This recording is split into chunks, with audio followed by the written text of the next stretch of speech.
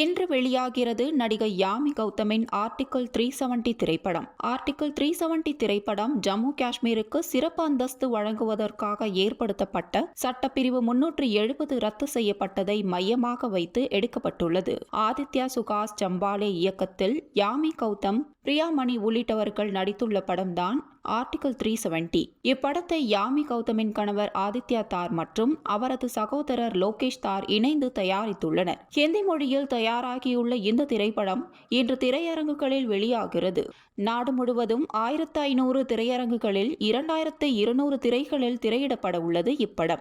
இந்த படம் ஜம்மு காஷ்மீருக்கு சிறப்பு அந்தஸ்து வழங்குவதற்காக ஏற்படுத்தப்பட்ட சட்டப்பிரிவு 370 ரத்து செய்யப்பட்டதை மையமாக வைத்து எடுக்கப்பட்டுள்ளது. சமீபத்தில் ஜம்மு காஷ்மீரில் உரையாற்றிய பாரத பிரதமர் நரேந்திர மோடி 370வது சட்டப்பிரிவை நீக்கியதன் மூலம் ஜம்மு காஷ்மீர் வேகமாக வளர்ந்து வருகிறது. 370வது சட்டப்பிரிவு நீக்கப்பட்டது குறித்து ஆர்டிகிள் 370 என்னும் திரைப்படம் வெளிவர உள்ளதாக கேள்விப்பட்டேன். அந்த படம் எப்படி இருக்கும் என தெரியாது. ஆனால் காஷ்மீர் பற்றிய உண்மைகள் நாட்டு மக்கள் அனைவருக்கும் தெரிய வரும் என கூறினார். இந்நிலையில் இந்த படத்திற்கான எதிர்பார்ப்பு ரசிகர்களிடையே பெரிய அளவில் உள்ளது.